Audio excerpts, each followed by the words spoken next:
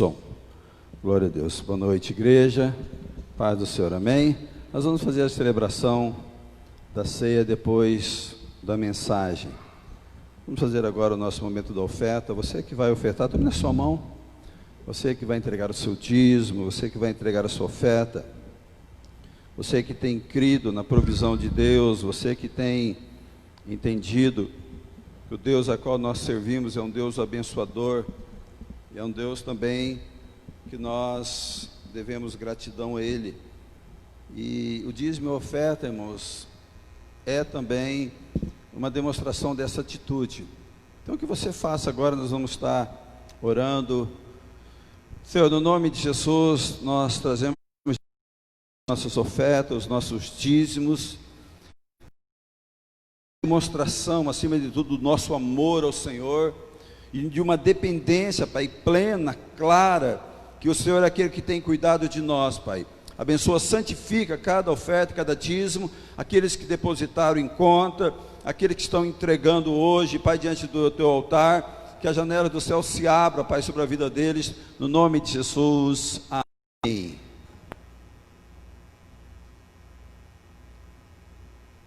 Glória a Deus. Som.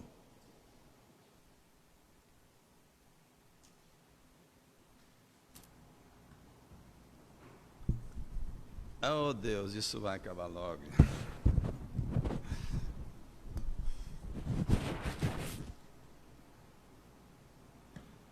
Som. Glória a Deus. Boa noite, igreja. Mais uma vez, hoje nós estamos no nosso segundo culto. Nós tivemos o nosso primeiro culto hoje às 9 horas da manhã. E uma das motivações é porque nós diminuiu a limitação da capacidade da igreja, ou na realidade a permissão da capacidade da igreja. Antes era de 60%, agora para 40%. Então, para a gente dividir, para que não ultrapasse esses 40% e a gente não quebre normas, né, que por sinal foi imposta, que nós como cristãos, mais do que ninguém, devemos submeter a cada uma delas. Louva a Deus por você que trouxe alimentos para nós prepararmos a nossa cesta básica. Com certeza muitas pessoas serão abençoadas, muitas pessoas terão, né, uma bênção na vida dele, de uma provisão, né? Porque a gente sabe que tem muitas pessoas passando muitas dificuldades. Então, glória a Deus por você que tem compartilhado do pouco daquilo que Deus tem te presenteado. Abre a sua Bíblia, Evangelho de Lucas, capítulo 2, a partir do versículo 41. Nós vamos dar, na realidade, uma continuidade daquilo que foi ministrado hoje de manhã. Hoje de manhã eu preguei Lucas 2, do capítulo 1 até o capítulo 40, né? Citei dentro desse capítulo, até os assuntos que foram até o 40, e agora eu quero ministrar ao coração da igreja aquilo que Deus colocou no meu coração para ministrar na sua vida. Na realidade, eu quero ler do capítulo 30, do versículo 39 em diante. Exato, capítulo 2, versículo 39. Glória a Deus. Todos acharam? Evangelho de Lucas, capítulo 2, versículo 39. Você que está em casa, e algumas pessoas que não podem estar, e muitas delas vão preparar os elementos em casa, o suco e o pão. Pastor, é certo isso, irmãos? Irmãos, na realidade não é certo, porque quando a Bíblia fala de celebração, é juntar, né, todo no mesmo lugar, o momento de comunhão, mas por causa da necessidade, né, de muitas pessoas não podem estar, então nós estamos fazendo essa celebração e consagrando, né, via live. Então algumas pessoas, como não foi distribuído o kit, muitas pessoas falaram: não, pastor, eu tenho os elementos aqui. E eu falei: irmão, tem que ser suco, não pode ser vinho, pode ser o sangue de boi, não. Aí já esteja se preparando aí, que depois do culto nós vamos fazer a consagração dos elementos. Capítulo 2, versículo 39. Se você colocar em pé, irmão, vamos fazer isso. Vamos, reverência, nesse momento tão precioso. O som está bom. Se o som não estiver bom, dá um alô aí que o Edgarzinho mais novo lá ajusta. Cumprida todas as ordenanças, segundo a lei do Senhor, voltaram para a Galiléia, para a sua cidade de Nazaré. Se o menino e se fortaleceu e a graça de Deus estava sobre ele. Ora, anualmente iam seus pais a Jerusalém para a festa da Páscoa. Quando ele atingiu os 12 anos, subiram a Jerusalém, segundo o costume da festa. Terminados os dias da festa, ao regressarem, permaneceu o menino Jesus em Jerusalém, sem que seus pais o soubessem. Pensando, porém, estar ele entre os companheiros de viagem, foram o caminho de um dia, e então passaram a procurá-lo entre os parentes e os conhecidos. E não tendo encontrado, voltaram a Jerusalém à sua procura. 3 dias depois, o acharam no templo, assentado no meio dos doutores, ouvindo-os e interrogando-os. E todos que o ouviam, muitos se admiravam da sua inteligência e das suas respostas. Logo que seus pais o viram, ficaram maravilhados. E sua mãe lhe disse: Filho, por que fizestes assim conosco? Teu pai e eu, aflitos, estamos à tua procura. Ele lhe respondeu: Por que me procuráveis? Não sabias que me cumpria estar na casa de meu pai? Não compreenderam, porém, as palavras que lhe dissera. E desceu eles para Nazaré, e era-lhe submisso. Sua mãe, porém, guardava todas estas coisas no coração. E crescia Jesus em sabedoria, estatura e graça diante de Deus e dos homens. Feche os seus olhos, se você puder. Prepare o teu coração para esse momento. Sei que você já estava atento, obrigado, Aline, já estava atento nos momentos dos louvores. Muitas pessoas já se quebrantaram, abriram o coração, porque sentiram a presença de Deus que está nesse lugar. A presença de Deus está nesse lugar, queridos, na pessoa do Espírito Santo. Senhor, eu te louvo, Deus. Eu te louvo, eu te exalto, eu te glorifico e me rendo diante, Deus, da sua soberania, diante do teu poder, diante da tua majestade. Me humilho, Senhor Deus, completamente, porque eu preciso depender completamente do Senhor, Pai, para esse momento. Que o teu Espírito, ó Pai, dirige a minha vida agora, que eu seja apenas um instrumento do Senhor, um vaso nas suas mãos, para Deus abençoar essa igreja que se reúne aqui neste lugar. E a sua igreja, Deus, que está atento a este momento, Deus, ouvindo esta palavra através das lives. Que a sua presença, Pai, meu Deus, alcance a cada um. Que esta palavra, Deus, penetre no coração de cada um que está com o coração aberto, atento e, acima de tudo, Deus, desejoso, como aquele que tem a sua alma faminta, Senhor. Ele deseja, Pai amado Deus, este pão que vai ser servido, que é a sua palavra. É o que eu oro no nome de Jesus. Amém. Amém, queridos? Podemos assentar.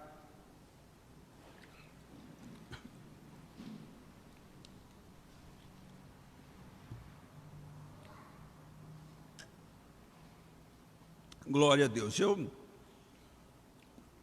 Hoje de manhã, queridos, eu disse do nascimento de Jesus, da provisão, do cuidado de Deus, da infalibilidade da sua palavra. Eu ministrei que Deus, Ele mexe no que for preciso para a sua palavra se cumprir.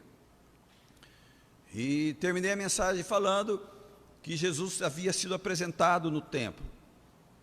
E esse texto agora, que é subsequente, ele diz que, cumprindo todas as ordenanças, segundo a lei do Senhor, eles voltaram para a Galiléia, para a sua cidade de Nazaré. E ali crescia o menino e se fortalecia, enchendo de sabedoria, a graça de Deus estava sobre ele. Ou seja, Jesus nasceu em Belém, Jesus foi depois, deixa eu fazer uma retificação aqui, de manhã eu disse que Jesus foi depois de 60 dias ao templo, na realidade é 40 dias, me perdoe, porque 40 dias? Foi 8 dias, aliás, 7 dias que a mulher ela tem quando dá à luz, a purificação do seu sangue, está lá em Levítico 12, e depois de 33 dias de uma purificação, ela pode se apresentar no templo. E quando no caso, uma filha mulher, em vez de 7 dias, são 14 dias de purificação, em vez de 33 dias, são 66 dias, ou seja, depois de 80 dias ela poderia apresentar, né, uma filha ou ir ao templo. Por que a mulher é mais, irmãos? Não tem resposta. Tudo aquilo que possa ser dito é conjecturas.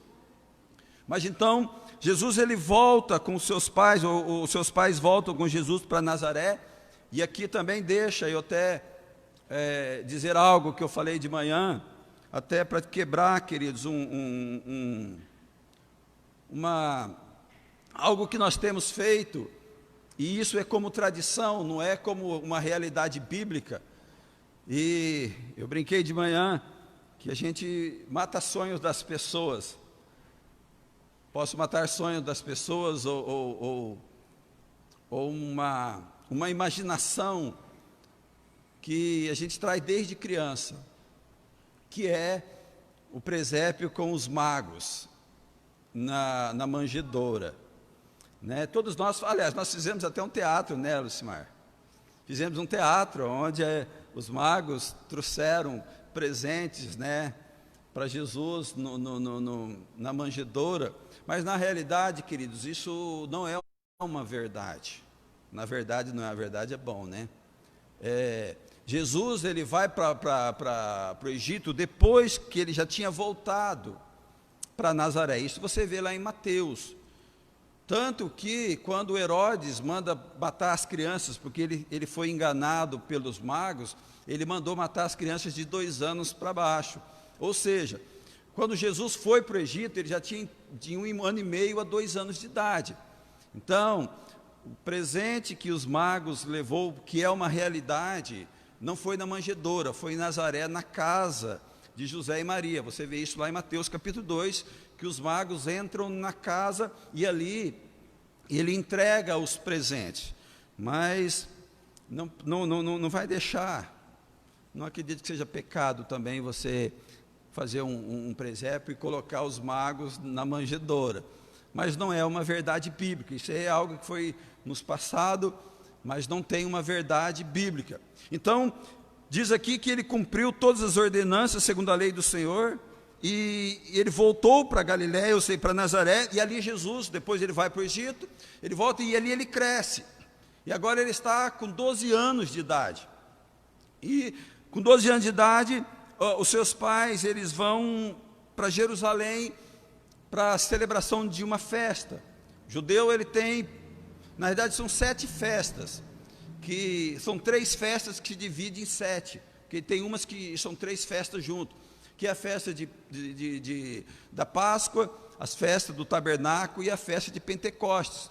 Aqui ele está na festa da Páscoa. Então todo ano o judeu ele vai a Jerusalém, né, ou pelo menos ele faz o possível e até o impossível para estar, e ele leva Jesus, né, Maria, José e Maria vai e leva Jesus a esta festa. E ali o texto diz que Jesus ele se envolve num debate com os doutores, os mestres no templo, e os seus pais retornam depois desta festa. Essa festa dura 7 dias, no texto não diz se eles ficaram 7 dias, não, mas eles retornam, e quando eles estão num dia de viagem, eles falam, cadê Jesus? E eles procuram e eles percebem que Jesus não estava, e ele volta e encontra Jesus debatendo no templo, com seus mestres, com seus doutores, justamente porque Jesus é diferenciado, irmãos. Jesus, acredito eu, que tudo aquilo que ele aprendeu, que até os 12 anos aprende aos pés de um mestre, mas eu creio que o grande aprendizado de Jesus, a capacidade dele para debater com doutores e mestres da lei, nós entendemos que é algo natural, é algo que ele recebe ensinamento do próprio Deus. Tanto que o Salmo 119, ele diz: como amo a tua palavra, durante todo o dia medito nela, os seus mandamentos me tornam mais sábio que os meus inimigos, pois me orientam a cada passo, tenho mais entendimento do que os meus professores, porque medito na vontade revelada de Deus, sei aplicar os meus conhecimentos melhor do que os anciãos, mais experientes, porque sempre obedeço às suas instruções. Foi Davi que relatou isso no Salmo 39, mas acredito eu, expressando a realidade daquilo que Jesus ele havia feito. Eu quero, queridos, em cima dessa introdução, eu quero trabalhar com vocês, eu quero compartilhar com vocês aquilo que Deus ministrou no meu coração, como não perder Jesus no meio da multidão, ou como não perder Jesus no meio da correria do dia a dia, como não perder Jesus no meio de tantas coisas que nós estamos fazendo, e nós pode acontecer isso na nossa vida. Então, dentro desse texto, eu queria compartilhar, porque o texto mostra que o pai e a mãe perderam Jesus no meio daquela multidão. Na verdade, eles viajaram e deixaram o guri para trás. E às vezes, querido, nós podemos fazer isto como cristão.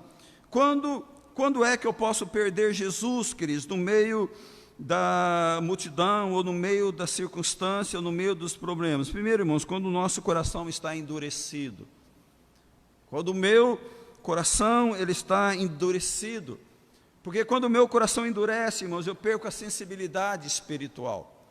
Quando o meu coração ele está preenchido de tantos ressentimentos, de tantas mágoas, de tantas questões, a gente perde a sensibilidade.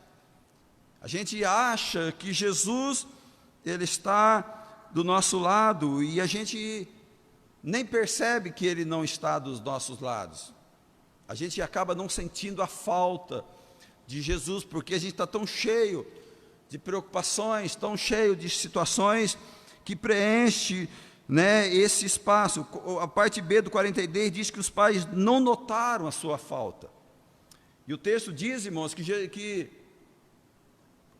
seus pais andaram um dia de viagem, não só a saída de Jerusalém, não só a saída do templo, até a saída dos portões da cidade. Talvez pararam para comer alguma coisa, e eles andam uma caminha, um dia de viagem, e acaba percebendo que Jesus não estava, não sentiram a falta de Jesus, não perceberam a sua ausência. Volto a dizer, queridos, que trazendo para uma realidade nossa, as decepções com ministérios, as feridas de alma, as decepções com pessoas, olhar para o mundo, ou as coisas do mundo, e achar que as coisas do mundo são melhores do que as coisas espirituais. Achar que estarmos no mundo, queridos, é melhor do que estarmos na plena dependência do Senhor. Isso, ela pode gerar, queridos, essa incredulidade. A incredulidade deixa de perceber Jesus. Quantas vezes nós podemos estar dentro do culto, dentro do templo, no lugar onde a majestade de Deus está sendo manifestada, no lugar onde você olha do lado, pessoas estão chorando, rasgando o coração, pessoas estão se quebrantando, pessoas estão sentindo, queridos, a presença gloriosa de Deus, e muitas vezes você pode olhar e você não perceber o que está acontecendo. Não estou falando de uma questão de manifestação do Espírito Santo, de se é de dia para o hoje ou se não é. Estou falando de presença de Deus. Estou falando de eu estar, mesmo no louvor, mesmo numa abertura de culto, eu estar completamente disperso e não perceber que Jesus, ele ele não está perto de mim, eu não estou sentindo Jesus, e eu entro e eu saio da igreja, e eu não percebo a ausência de Jesus, ou a presença de Jesus. Nós vemos isso, por exemplo, no livro de Gênesis, entre o capítulo 26 e 28, quando Jó, ele sai fugido do seu irmão Esaú, e ele vai para uma terra distante para não ser morto, por ele havia mentido, não só para o seu pai, como ele tinha usurpado de uma maneira sagaz a progenitura, obrigado, pastora, do seu irmão Esaú, e ele foge, e ele estava, no lugar onde ele constrói um altar, e ele fala assim: Deus estava aqui, eu não sabia, porque um coração endurecido, queridos, ele não sente a presença de Deus. Eu não sei o que estava no coração desse pai, desta mãe. Uma coisa eu sei, eu vou falar nas aplicações à frente, eles perderam o propósito. Na realidade, esse propósito ele havia perdido desde o início do capítulo 2, quando eles vão apresentar Jesus no templo, e Simeão pega aquela criança no colo e diz que viu ali o Senhor. Parece que a mãe e o pai esqueceram que essa criança foi gerada pelo Espírito Santo, que ali era o Deus encarnado que havia chego. Parece-me que a displicência, o descuido de que aquele que estava ali era Jesus.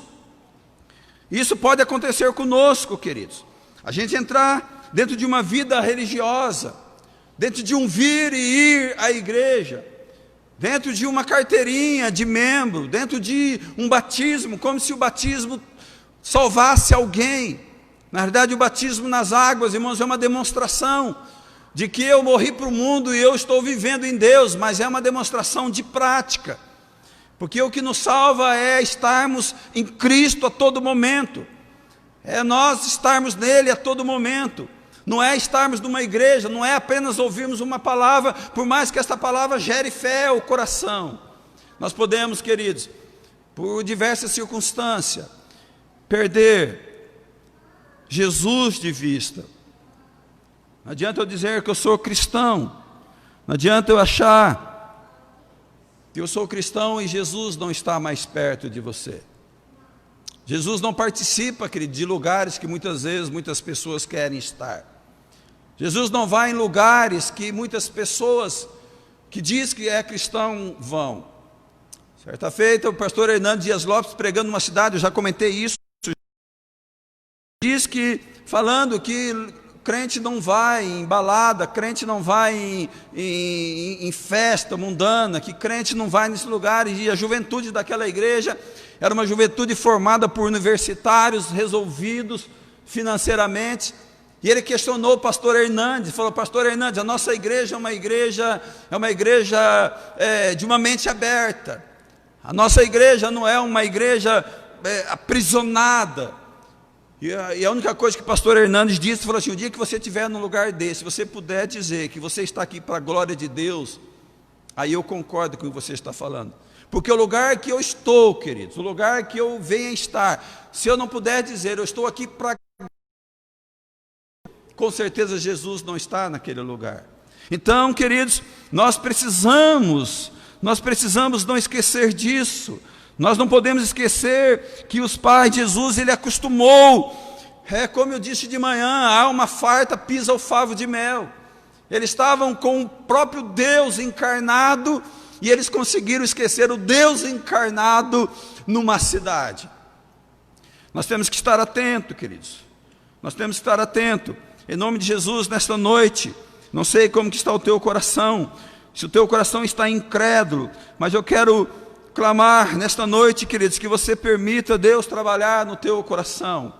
Você que está me ouvindo, Jeremias 24:7 diz: darei a todos este coração que saibam me reconhecer como Senhor, e eles serão meu povo e eu serei o seu Deus, porque voltarão a me obedecer de todo o coração. Deus tratando com Israel que se esfriava, mas Deus falava: olha, eu quero o coração de vocês, eu quero que vocês sejam o meu povo, eu quero que vocês me conheçam como Deus, eu quero que o coração de vocês estejam comigo. Isso é uma posição, é uma decisão. Quando Deus está usando Ezequiel para uma promessa de restauração de Israel, ele diz assim no capítulo 11, versículo 19: o povo inteiro vai ter apenas um pensamento, uma só vontade. Darei um novo espírito ao meu povo, trocarei seus corações desobedientes e rebeldes, duros como pedra, por corações de carne, cheios de amor por mim. Assim vocês obedecerão às minhas leis, cumprirão as minhas ordens, vocês serão o meu povo e eu serei o seu Deus. Queridos, talvez o teu coração está endurecido, talvez o teu coração está como um coração de pedra, como estava o coração de Israel.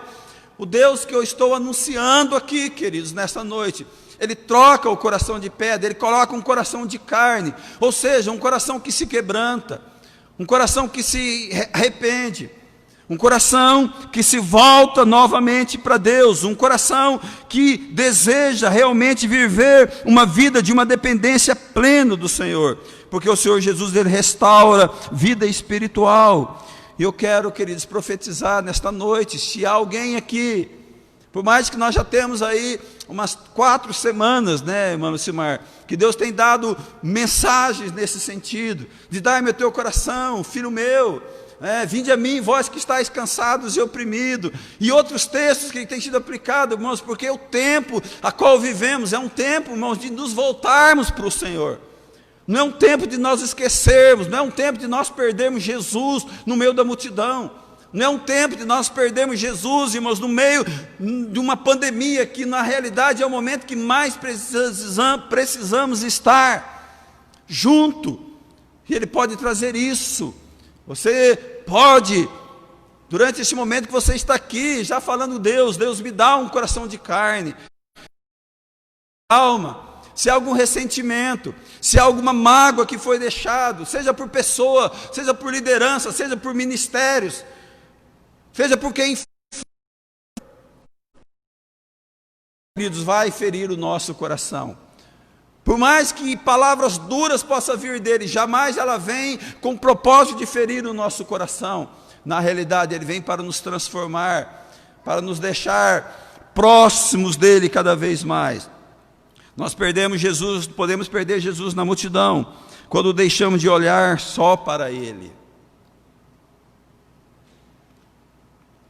44, parte A diz: pensando porém estar entre os companheiros de viagem, foram para o caminho de um dia. Talvez isso venha como um chavão. Olha, não ande por vista, ande por fé. Não, primeiro que não é chavão, é um princípio bíblico. Olhar só para Jesus, o autor e consumador da fé, não tirar os olhos dele. José e Maria, irmãos, eles desviaram os olhos de Jesus, e eles foram a caminho. Eles olhavam a multidão que rodeavam, e muitos agem desta forma, queridos. Jesus deixou ser o centro da sua atenção, tudo ao seu redor desvia o seu olhar. Na realidade, é a ideia, irmãos, humanista, não é mais a ideia teocêntrica, é a ideia do individualismo, é a ideia de eu estar no centro, e não Jesus estar no centro. Eu disse de manhã que Jesus veio, sim, por amor a nós, mas não primeiro por amor a nós, Ele veio por amor a Deus. E por amor a Deus, Ele nos amou. Eu não posso tirar Jesus do centro. Eu não posso colocar as minhas necessidades. Eu não posso colocar os meus desejos. E Jesus não estar no centro desse desejo. Eu posso me desviar os meus olhares, queridos. E com muita facilidade, não precisa muita coisa. Satanás, ele é astuto. Por sinal, a palavra da semeadura diz que quando a semente caiu no meio do espinho, ela cresceu, ela deu flores, ela deu frutos, só que os espinhos a tomaram e a sufocaram. E quando Jesus ele explica essa parábola, ele diz: a parte que caiu entre os espinhos são aqui, ouviram, indo seu caminho, são sufocados pelos cuidados da riqueza, deleite desta vida, e não dão frutos com perfeição. Irmãos, nós temos que estar atento. Nós temos que estar atento, irmãos, para nós não tirarmos Jesus do momento da nossa vida. Eu preciso vir para a igreja, irmãos, por amor a Jesus. Eu não venho à igreja por causa de uma responsabilidade. Eu não venho à igreja apenas porque eu quero uma cura, por mais que na igreja você a tenha. Eu não venho à igreja porque o meu casamento está ruim, por mais que na igreja você pode ter a resposta de tudo isso. Porque aquele que está aqui, ele a responde. Mas o eu estar aqui, queridos, a minha atenção, o meu desejo, irmãos, é estar aqui porque aqui o Senhor se manifesta. Irmãos, é no meio da igreja que o Senhor se manifesta. Pastor, Deus se manifesta, irmãos, mas quando João teve a visão de Jesus na ilha de Patmos, que ele viu, ele teve a visão dos candelabros, e a visão, irmãos, que ele tem ali, de um com cabelo branco como a neve, uma voz, os seus pés como latão reluzentes, a sua voz como de muitas águas. Ali era a representação de Jesus no meio do candelabro, no meio das 7 igrejas, mostrando que Jesus é aqui que Jesus se manifesta, queridos, porque é aqui que o corpo se reúne, é aqui que a igreja se reúne. Aqui você não está como templo, aqui você está como igreja. Templo eu sou em casa, porque templo eu sou templo do Espírito Santo, mas eu sou igreja quando eu me reúno, quando o corpo, a unha, o pé, o pescoço, a costela, o dedinho do pé, se reúne como corpo. Então, queridos, aprenda a desejar isso, aprenda a desejar, a estar com o Senhor.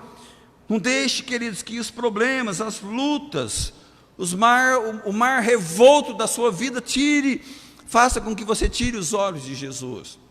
As 2 quintas-feiras atrás, o pastor Carvalho pregou sobre Pedro que sai do barco, anda sobre as ondas, mas ele tira o foco de Jesus, ele olha para os problemas, ele olha para a força das águas, ele olha para a força do vento, e ele vai se afundando. Tirar os olhos de Jesus. Salmo 113, 5 diz: quem é como o Senhor, nosso Deus, que habita nas alturas, que se curva para ver o que está no céu e na terra, que do pó levanta o pequeno e do montouro necessitado, para fazer assentar com os príncipes, sim, com os príncipes do seu povo, e que faz com que a mulher estéril habite em família e seja alegre mãe de filhos. Louvai ao Senhor. Irmãos, isso é um dos milhares de motivos que eu devo estar completamente atento a Jesus.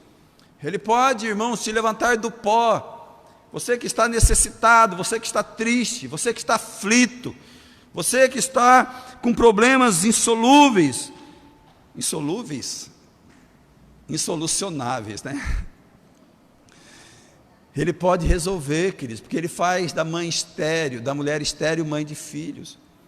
Irmãos, nós temos motivos para olhar. Só Jesus pode realizar os desejos do teu coração, como eu ministrei hoje de manhã. Ele insere o desejo do teu coração nos propósitos dele. O propósito de Simeão, ver Jesus. Jesus escreveu a história, Deus escreveu a história e fez que Jesus estivesse no templo, naquele dia, naquele momento, não só para ser apresentado, mas eu creio, queridos, para trazer a resposta de um sonho, de um desejo, de uma promessa no coração daquele homem. Pastor, porque que me faz perder Jesus no meio da multidão? Eu perco Jesus na multidão quando eu terceirizo a minha responsabilidade de santidade. Quando eu terceirizo. A parte B do versículo 44 diz: então passaram a procurá-lo entre os parentes e o conhecido. Né? Ô cunhado, cadê meu filho? Ô primo, cadê meu filho? Ô tio, cadê meu filho? Ué, toma que o filho é seu, não tem aquele ditado? José e Maria terceirizou, queridos, uma responsabilidade que era deles. Às vezes nós fazemos isso. deixa que a mulher ora. Não, deixa que o marido ora. O papel do marido. Não, pastor, meus pais estão orando por mim, eu estou de boa. Não, meu irmão. E o relacionamento de Deus é individual. Uns dias atrás eu disse que Deus não tem netos, que Deus tem filhos. O relacionamento com Deus é individual. E tem muitas casas, irmãos, tem muitas casas que faltam sacerdotes. Tem muitas casas que as mulheres estão assumindo o papel de sacerdote. Não que elas não sejam capazes. A questão não é na capacidade, a questão é na ordenança. Homens, nós somos sacerdotes da casa. A responsabilidade da oração, da batalha espiritual, da guerra, de orientar. Quando o salmista diz que os filhos são como flechas na alforge do guerreiro, ele não fala da guerreira, ele fala do guerreiro, ou seja, a responsabilidade dos pais é maior. E às vezes, irmãos, a gente se acostuma tanto com as coisas e trazemos as práticas do mundo para dentro da igreja e às vezes a gente passa a responsabilidade para o outro. Você não vai ter experiência com Deus enquanto você não assumir a sua responsabilidade de oração. Você não vai ter momentos, né, irmão Marcelo, aquele friozinho no braço da manifestação do Espírito Santo, né? Se eu não busco. Às vezes o marido fala assim: pastor, eu não tenho sentido a presença. Ou a mulher: mas por quê? Será que você não tem dado, terceirizado, irmãos, a busca a Deus? Irmãos, Deus quer ter um relacionamento. O pai e a mãe dessa criança, queridos, deixou os cuidados dos parentes. Deixou o cuidado dos parentes e aos conhecidos. É um momento não é um momento de afronta, mas é um momento de confronto. Você tem deixado terceirizado, queridos? Você tem terceirizado? Irmãos, eu confesso uma coisa, uma das coisas mais tristes como pastor que eu passo é quando um casal sai da igreja e o marido fala assim: pastor, ela decidiu. Ela tem mais intimidade, ela ouviu Deus. Irmãos, a cabeça da casa somos nós homens. As decisões, irmãos, somos nós que tomamos, espiritual. A decisão de instruir o caminho que ele deve andar, irmãos, é nós, principalmente dos homens, não que a mulher não tenha. Às vezes eu posso perder Jesus, porque, olha para mim, e eu esqueço, irmãos, que um caminho foi aberto, um novo e vivo caminho foi aberto pelo sangue, diz Hebreus. Qualquer um de nós, irmãos, podemos ter acesso a esse Jesus. Qualquer um de nós, irmãos, podemos entrar no Santo do Santo. Você quer continuar, deixar que a esposa, o filho, o pai, ou a esposa, ou o avô entre por você? Eu lamento dizer que você vai perder. Não vou trazer uma afirmação de perder Jesus, mas pelo menos grandes experiências com Deus você vai deixar de ter. E você pode esfriar o teu coração ao ponto, queridos, ao ponto daquele a qual você terceiriza a sua fé, ir para a glória, e você ficar: se ele não orou tanto por mim, porque eu fiquei. Porque Deus vem buscar indivíduos, queridos. Deus vem buscar homens e mulheres que se relacionam com Ele. Então, meu irmão, minha irmã, é um momento de analisar. É fácil? Não é fácil, irmãos. A luta espiritual mas não é impossível. Não é impossível. Às vezes o que eu preciso é rasgar o meu coração e falar: Deus, eu tenho essa luta, eu tenho essa dificuldade, eu tenho essa limitação, Senhor, eu não consigo abrir o meu coração, me ajuda. Irmãos, Deus faz algo. Deus coloca pessoas do teu lado, Deus coloca pessoas para te ajudar e pessoas para te confrontar, Deus coloca pessoas para instruir. Mas eu preciso saber, queridos, que eu posso perder Eu posso perder Jesus de vista, achando que o outro pode resolver por mim.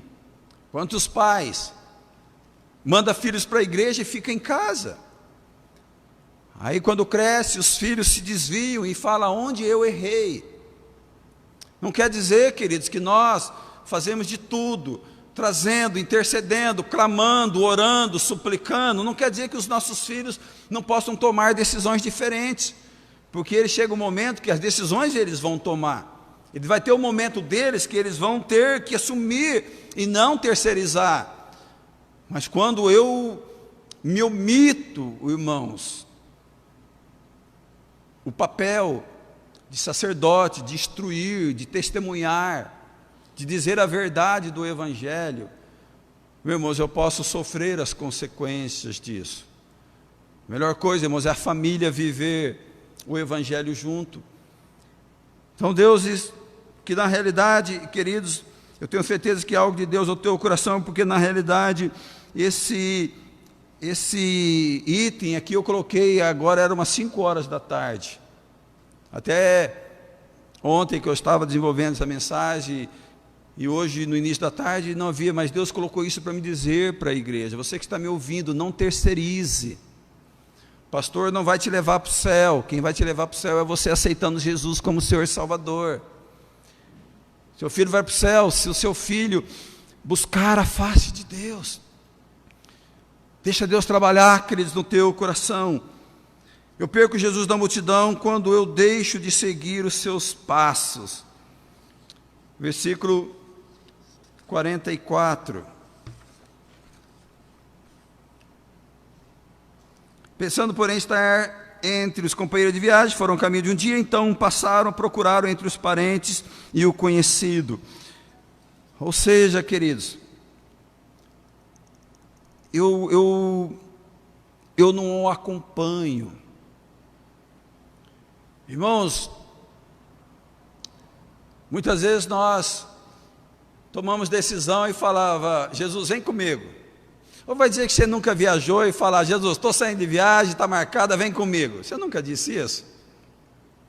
Você nunca comprou algo, querido, depois que você comprou, vou consagrar a Deus. Menos mal que ainda você consagrou. Você nunca tomou uma decisão, entra num relacionamento, e depois que está no relacionamento: Senhor, eu quero apresentar o meu relacionamento para o Senhor. Isso, queridos, é não seguir os passos de Jesus, é isso, querer que Jesus siga os teus passos. Meu irmão, na realidade é nós que devemos seguir os passos de Jesus. É nós que devemos estar aonde Jesus está. É nós, irmãos, que temos que colocar, inserir Jesus em tudo na nossa vida. Não é tomar decisão, irmãos, e depois chamar Jesus. Menos mal, que tem muitas pessoas que tomam decisão e nem depois. Mas Jesus quer ministrar ao teu coração, queridos. Seja o que for, convida Jesus. Se você não convidou Jesus ainda para ser a terceira dobra do cordão, você precisa fazer. Jesus, entra e guia o meu casamento.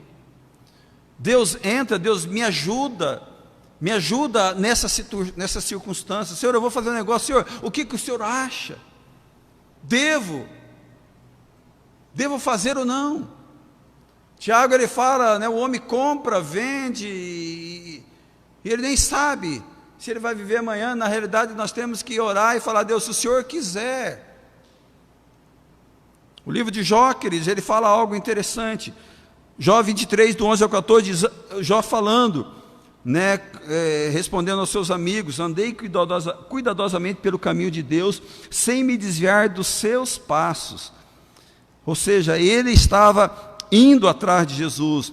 Nunca me afastei dos mandamentos dos seus lábios. Dei mais valor às palavras da sua boca do que ao meu alimento. Isto que me aconteceu a parte do plano de Deus, e ninguém pode fazer Deus mudar de ideia. Ou seja, ele reconhece que tudo aquilo que estava acontecendo, porque aprove a Deus. E ele continua: tudo o que ele quiser fazer, ele faz. Deus vai fazer comigo o que ele planejou, inclusive coisas que ainda não estão por vir. está nas mãos do Senhor, queridos. É entregar. Deus, eu me entrego completamente. Me leva aonde o Senhor quer me levar. Faz de mim aquilo que o Senhor quiser fazer. E também disse: se a minha palavra estiver em vós e vós estiver em mim, pedireis o que quiserdes, o meu Pai o fará. Se Deus estiver em mim, eu estiver nele. Deus não abençoa, irmãos, ímpio abençoa, Deus abençoa. É lógico que abençoa. Deus, ele não abençoa com a salvação se ele não se converter.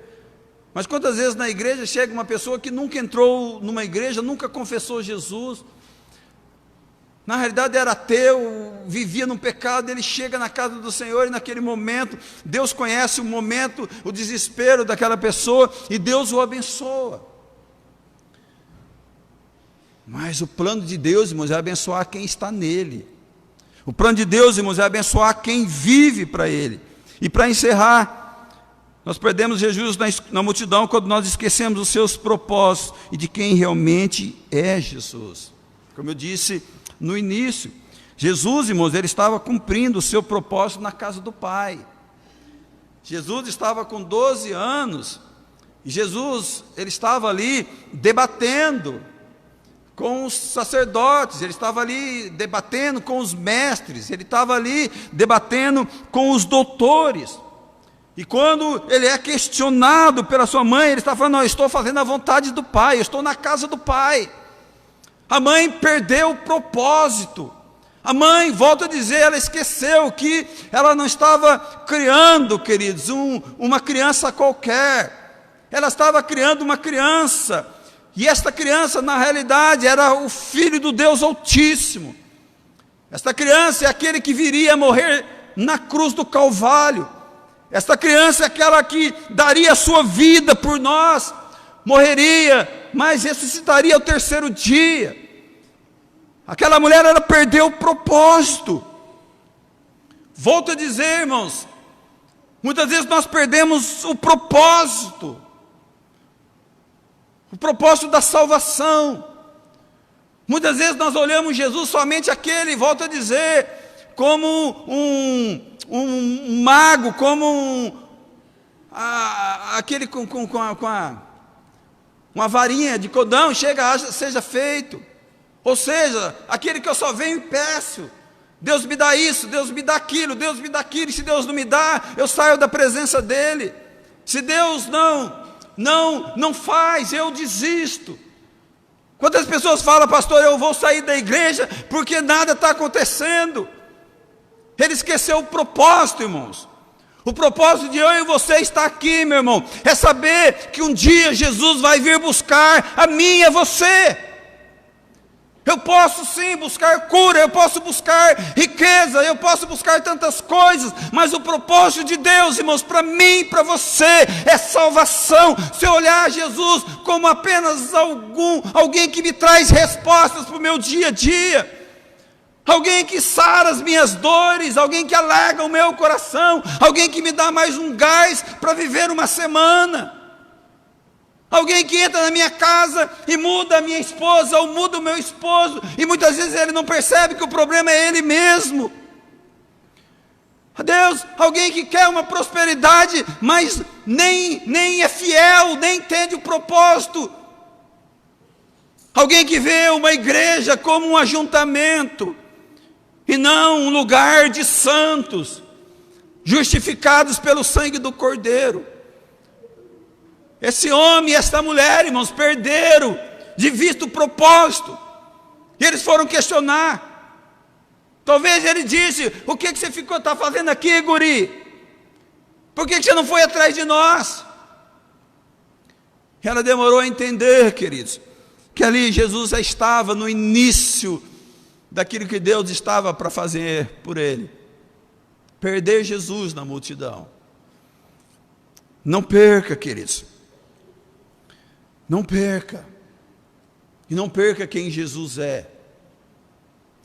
Jesus não é apenas um curador, queridos, ou que cura as nossas enfermidades. Jesus é aquele que não dorme e não tosqueneja. Jesus é o ressurreto. Jesus é aquele que está vivo. Jesus, ele é o alfa, ele é o ômega. Jesus é aquele que levou suas feridas e enfermidades, é aquele que perdoa o pecado, e é aquele que deseja ardentemente ter uma comunhão com você. Esse é Jesus.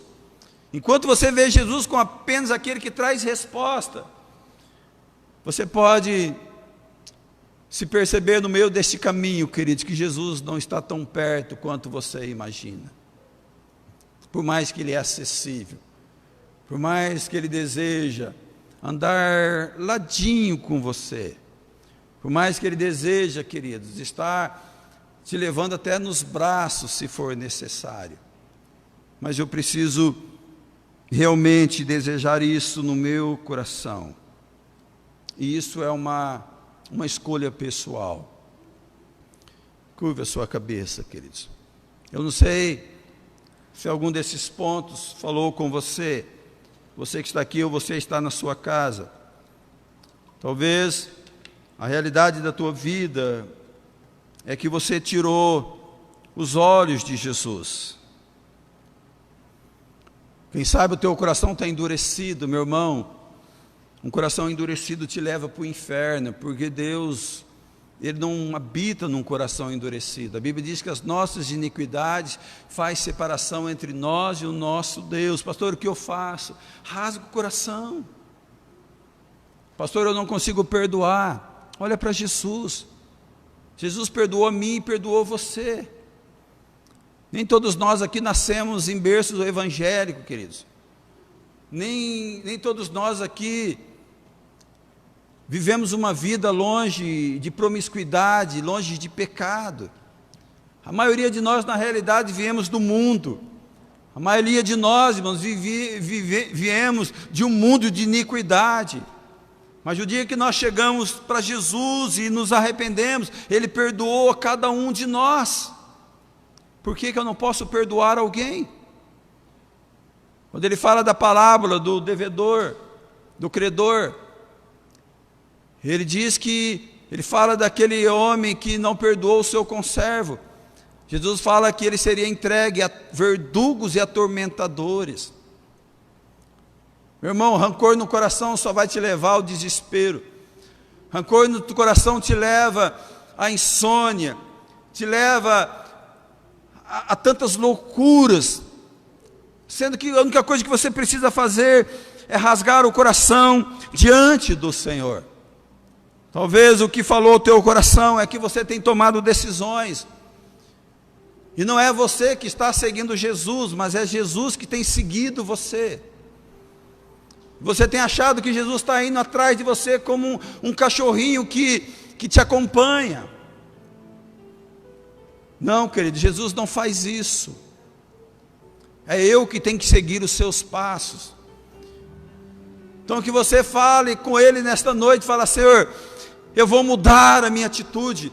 Senhor Deus, eu vou te colocar em primeiro lugar. Senhor Deus, sou eu que vou obedecer a sua voz. Eu não vou requerer que o Senhor faça a minha vontade, mas que o Senhor faça a sua vontade. E Deus pode mudar a tua história nesta noite. Às vezes você esqueceu o propósito, queridos. O propósito de Deus é a salvação. O propósito de Deus é nós vermos o céu aberto. Se é na minha geração ou se não é, mas eu preciso morrer em Cristo, queridos. Mas eu acredito que é na nossa geração. Eu acredito que está muito perto, queridos, que Ele está às portas. Eu não posso continuar vivendo uma vida esquecendo esse propósito primeiro, daquele que perdoa pecado, daquele que cravou as nossas dívidas na cruz, e aquele que demonstrou o amor por mim e por você, no nome de Jesus. Obrigado, Senhor, por esse momento. Obrigado, Deus, por esta palavra que eu creio que falou a cada coração. Aquele, Senhor Deus, que ainda não te conhece, que possa, Senhor Deus, nesta noite se prostrar diante do Senhor e dizer: Senhor, entra na minha vida. Eu andei por toda a minha vida sem o Senhor, mas eu quero nesta noite tomar uma decisão, e a decisão é entregar a minha vida para o Senhor, dizer ser Senhor da minha vida, Pai. Deus, perdoa os meus pecados, eu quero te servir, eu quero abandonar completamente o mundo de iniquidade, Deus, e viver completamente para o Senhor. E que o Senhor, Pai, estenda as suas mãos sobre esta vida, no nome de Jesus, no nome de Jesus. Amém, queridos. Nós vamos participar da ceia agora, chamar os presbíteros, pastora.